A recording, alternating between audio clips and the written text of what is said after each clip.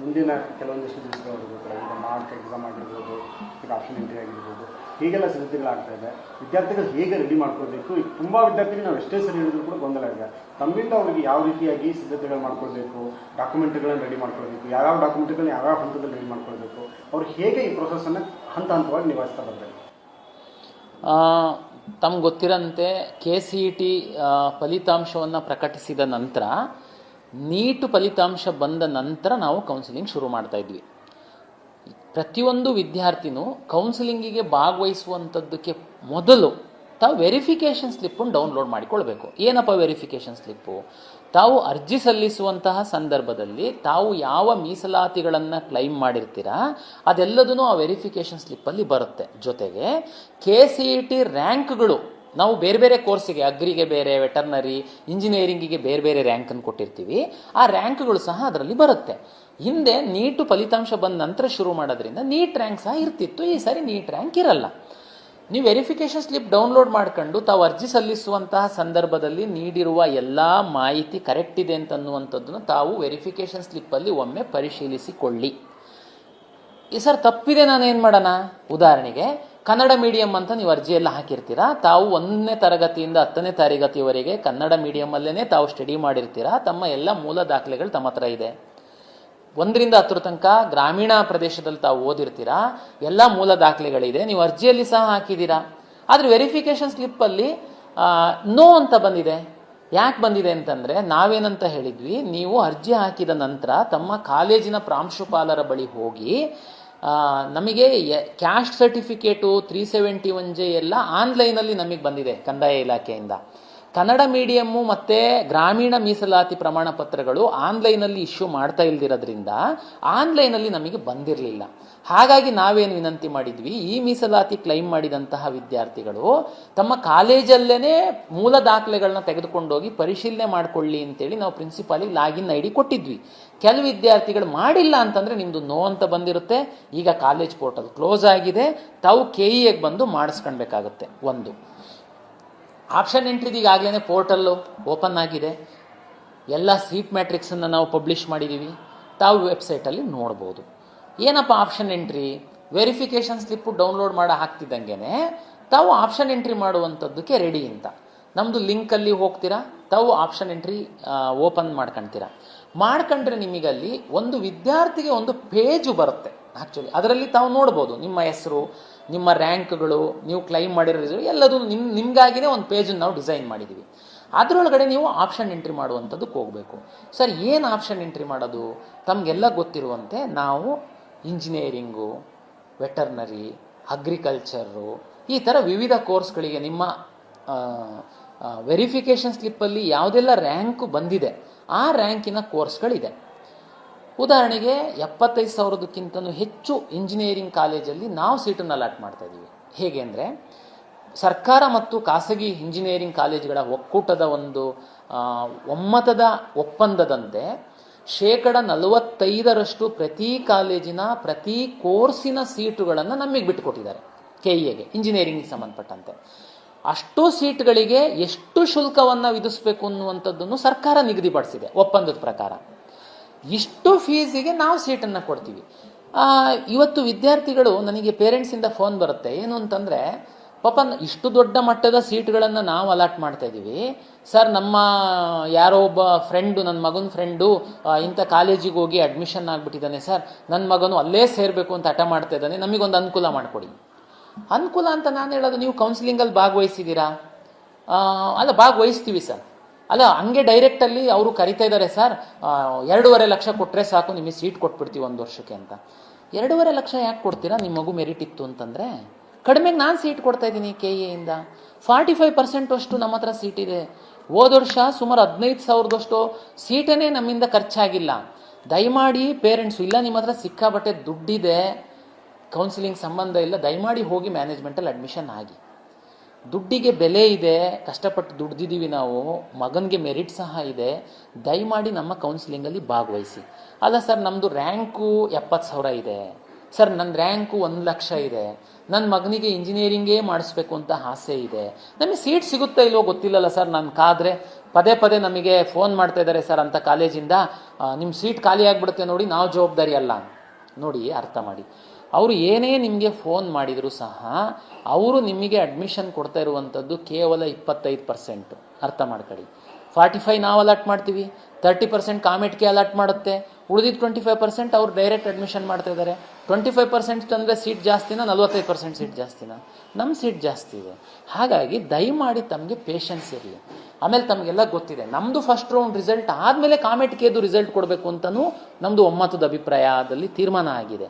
ಹಾಗಾಗಿ ನಾನು ಪೇರೆಂಟ್ಸಿಗೆ 50,000 ಇದೆ ಸರ್, 75,000 ಇದೆ ಸರ್, 1,00,000 ಇದೆ ಸರ್, ನನಗೆ ಸಿಗುತ್ತೋ ಇಲ್ವೋ ಅನ್ನೋದು ಗೊತ್ತಿಲ್ಲ, ದಯಮಾಡಿ KE ವೆಬ್ಸೈಟಲ್ಲಿ ಹೋಗಿ ಹೋದ ವರ್ಷದ್ದು ಅದರ ಹಿಂದಿನ ವರ್ಷದ್ದು ರ್ಯಾಂಕ್ಗಳ ಮಾಹಿತಿ ಇದೆ, ಕಾಲೇಜ್ ವೈಸು ಬ್ರ್ಯಾಂಚ್ ವೈಸು ಮಾಹಿತಿ ಇದೆ, ದಯಮಾಡಿ ತಾವು ಚೆಕ್ ಮಾಡ್ಕೊಳ್ಳಿ. ನಿಮಗೆ ಗೊತ್ತಾಗುತ್ತೆ, ಒಂದು ಐಡಿಯಾ ಬರುತ್ತೆ ನನ್ನ ಮಗಂಗೆ ಸಿಗುತ್ತಾ ಇಲ್ವಾ, ಎಂಥ ಕಾಲೇಜಲ್ಲಿ ಸಿಗುತ್ತೆ ಅಂತ. ಒಂದು. ಎರಡನೇದು, ತಾವು ಅಗ್ರಿಕಲ್ಚರ್ ಕಾಲೇಜು 100% ನಾವೇ ಅಲಾಟ್ ಮಾಡ್ತೀವಿ. ಯಾವುದು ಖಾಸಗಿ ಅಗ್ರಿಕಲ್ಚರ್ ಕಾಲೇಜ್ ಕಳೆದ 2 ವರ್ಷದಿಂದ ಒಂದು ಶುರುವಾಗಿದೆ, ಅದರಲ್ಲಿ ಮಾತ್ರ 50% ಮೆರಿಟೋರಿಯಸ್ ಸ್ಟೂಡೆಂಟಿಗೆ ನಮ್ಮಿಂದ. ಸರ್ಕಾರಿ ಅಗ್ರಿಕಲ್ಚರ್ ಕಾಲೇಜು, ವೆಟರ್ನರಿ ಕಾಲೇಜು ತಮ್ಗೆ ಗೊತ್ತು ಸರ್ಕಾರದ ಮಾತ್ರ ಇದೆ ಅಂತ ಅಂದ್ಕೊಂಡು ನಾವೇನೇ 100% ಅಲಾಟ್ ಮಾಡ್ತೀವಿ. ನೀವು ಯಾಕೆ ಅಂಥದ್ದೆಲ್ಲ ಇತ್ತು ಅಂತಂದರೆ ಸುಮ್ಮನೆ ಆ ಕಡೆ ಈ ಕಡೆ ಗಡಿಬಿಡಿ ಮಾಡ್ಕೊಂಡು ನೀವು ಹೋಗಿ ಯಾರೋ ಹೇಳಿದರು ನಾವು ಸೇರಿಬಿಟ್ವಿ, ದುಡ್ಡು ಕೊಟ್ವಿ. ಇನ್ನು ಕೆಲವರು ಹೇಳ್ತಾರೆ ನೀವು ಅಡ್ಮಿಷನ್ ಆಗಿ ನಿಮಗೆ KEಯಿಂದ ಸೀಟ್ ಸಿಕ್ತು ಅಂತಂದರೆ ನಾವು ನಿಮಗೆ ರೀಫಂಡ್ ಮಾಡ್ತೀವಿ. ನಾವಂತೂ ಜವಾಬ್ದಾರಿ ತಗೊಳಲ್ಲ. ನಾವಂತೂ KEಗೆ ನಿಮಗೆ ಸೀಟ್ ಅಲಾಟ್ ಆದರೆ KEಗೆ ತಾವು ದುಡ್ಡು ಕಟ್ಟಬೇಕು, ಆಮೇಲೆ ನೀವು ಕಾಲೇಜಿಗೆ ಹೋಗಿ ಅಡ್ಮಿಷನ್ ಆಗೋದಿರುತ್ತೆ. ನಾನು ಆಪ್ಷನ್ ಎಂಟ್ರಿ ಮಾಡಿದ್ದಕ್ಕೆ ಪೋಷಕರಿಗೆ ವಿದ್ಯಾರ್ಥಿಗಳಿಗೆ KE ಕೌನ್ಸಿಲಿಂಗಲ್ಲಿ ಭಾಗವಹಿಸಿ ಅಂತನ್ನುವಂಥದ್ದಕ್ಕೆ ನನ್ನ ಒಂದು ಸಮರ್ಥನೆ ಏನು ಅಂತಂದರೆ, 45% ಇಂಜಿನಿಯರಿಂಗ್ ಕಾಲೇಜು ಸೀಟ್ಗಳನ್ನ ನಾವೇ ಅಲಾಟ್ ಮಾಡೋದ್ರಿಂದ ಹೈಯೆಸ್ಟ್ ಸೀಟು ನಮ್ಮ ಬಳಿ ಇದೆ. ತಾವು ಕೌನ್ಸಿಲಿಂಗಲ್ಲಿ ಭಾಗವಹಿಸಿ, ನಿಮ್ಮ ಒಂದು ಅದೃಷ್ಟ ಪರೀಕ್ಷೆ ಮಾಡ್ಕೊಳ್ಳಿ, ನಿಮ್ಮದು ರ್ಯಾಂಕ್ ಎಷ್ಟಿದೆ ಅಂತೇಳಿ. ನರ್ಸಿಂಗು ನಾವೇನೇ 20% ಸರ್ಕಾರಿ ಸೀಟ್ಗಳು ಖಾಸಗಿ ಕಾಲೇಜುಗಳಲ್ಲೆಲ್ಲ ನಾವು ಅಲಾಟ್ ಮಾಡ್ತೀವಿ. ಗೌರ್ಮೆಂಟ್ ನರ್ಸಿಂಗ್ ಕಾಲೇಜ್ 100%, ಖಾಸಗಿ ಕಾಲೇಜುಗಳ 60% ಸೀಟ್ ಸಹ ಹೈಯರ್ ಫೀಸಿಗೆ ನಾವು ಮಾಡ್ತಾ ಇರುವಂಥದ್ದಿದೆ. ಹಾಗಾಗಿ ತಾವು ದಯಮಾಡಿ, ಇನ್ನೇನು ತುಂಬ ದಿನ ಇಲ್ಲ, ನಾವೀಗಾಗಲೇ ಕೌನ್ಸಿಲಿಂಗ್ ಶುರು ಮಾಡಿಬಿಟ್ಟಿದ್ದೀವಿ. ಇನ್ನು ಸ್ವಲ್ಪ ದಿನದಲ್ಲೇ ನಮ್ಮದು ರಿಸಲ್ಟ್ ಸಹ ಬರುತ್ತೆ, ಮಾಕ್ ರಿಸಲ್ಟ್ ಬರುತ್ತೆ, ನಿಮಗೆ ಐಡಿಯಾ ಬರುತ್ತೆ. ಹಾಗಾಗಿ ತಾವು ನಮ್ಮಲ್ಲಿ ಆಪ್ಷನ್ ಎಂಟ್ರಿ ಧೈರ್ಯವಾಗಿ ಮಾಡಿ, ತಾವು ನಮ್ಮಲ್ಲಿ ಸಿಕ್ಕಿಲ್ಲ, ತುಂಬ ದೂರದಲ್ಲಿದ್ದೀವಿ ಅಂತಂದರೆ ನೀವು ತೀರ್ಮಾನ ಮಾಡೋದಕ್ಕೆ ಅವಕಾಶಗಳಿದೆ. ಜೊತೆಗೆ ಆಪ್ಷನ್ ಎಂಟ್ರಿನಲ್ಲಿ ಪ್ರತಿ ಬಾರಿ ವಿದ್ಯಾರ್ಥಿಗಳು ಬಹಳಷ್ಟು ಸರ್ ಆಪ್ಷನ್ ಎಂಟ್ರಿ ಹೇಗೆ ಮಾಡೋದು, ಮೇಲೆ ಹಾಕಬೇಕಾ ಕೆಳಗೆ ಹಾಕಬೇಕಾ, ನನಗೆ ಸರ್ ಹೋದ ವರ್ಷದ್ದು ರ್ಯಾಂಕನ್ನೆಲ್ಲ ಪರಿಶೀಲನೆ ಮಾಡಿದಾಗ ಇಂಥ ಕಾಲೇಜಲ್ಲಿ ಸ್ವಲ್ಪ ಬಾರ್ಡ್ರಲ್ಲಿ ಸಿಕ್ಕಿತ್ತು ಸರ್, ಹಾಗಾಗಿ ನಾನು ಈ ವರ್ಷ ಅದನ್ನು ಯಾವುದಕ್ಕೂ ಇರಲಿ ಅಂತ ನಾನು ಕೆಳಗಡೆ ಎಂಟ್ರಿ ಮಾಡಿ ಇಡ್ತಾ ಇದ್ದೀನಿ ಸರ್. ನೋ, ದಯಮಾಡಿ ನಮ್ಮ ಸಾಫ್ಟ್ವೇರ್ ಹೇಗೆ ವರ್ಕ್ ಆಗುತ್ತೆ ಸೀಟ್ ಅಲಾಟ್ಮೆಂಟು ಅನ್ನೋದು ತಮಗೆ ತಿಳಿಸೋದಕ್ಕೆ ಇಚ್ಛೆ ಪಡ್ತೀನಿ. ನಿಮ್ಮ ಮಗುಗೆ ಟಾಪ್ ಇಂಜಿನಿಯರಿಂಗ್ ಕಾಲೇಜ್ಗಳಲ್ಲಿ ಕಂಪ್ಯೂಟರ್ ಸೈನ್ಸ್ ಮಾಡಬೇಕು ಅಂತಿದೆ. ಕಂಪ್ಯೂಟರ್ ಸೈನ್ಸ್ ಸಿಕ್ಕಿಲ್ಲ ಅಂತಂದರೆ ENC, ಅದು ಸಿಕ್ಕಿಲ್ಲ ಅಂತಂದರೆ ಸೈಬರ್ ಸೆಕ್ಯೂರಿಟಿ ಮಾಡಿಸ್ಬೇಕು ಅಂತಿರುತ್ತೆ.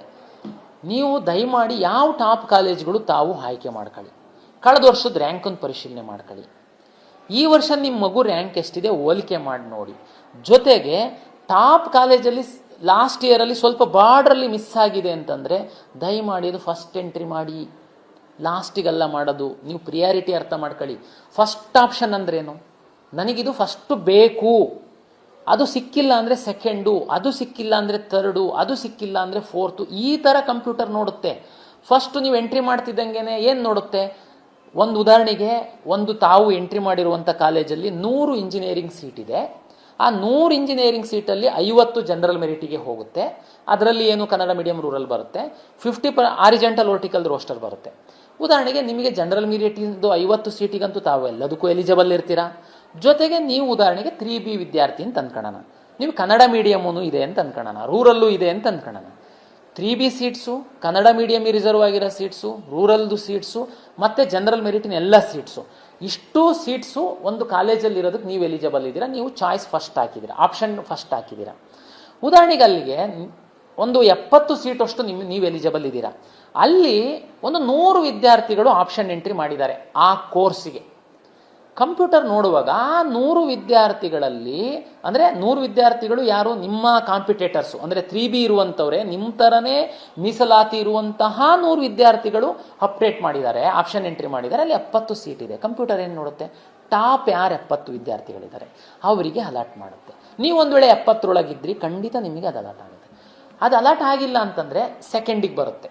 ನೀವು ಸೆಕೆಂಡಲ್ಲಿ ಫಿಟ್ ಆಗ್ತೀರಾ, ಅಲ್ಲೂ ಸಿಕ್ಕಿಲ್ಲ, ಥರ್ಡು ಅಲ್ಲೂ ಸಿಕ್ಕಿಲ್ಲ, ಫೋರ್ತು, ಈ ರೀತಿ ಕಂಪ್ಯೂಟರ್ ಅಲಾಟ್ ಮಾಡುತ್ತೆ.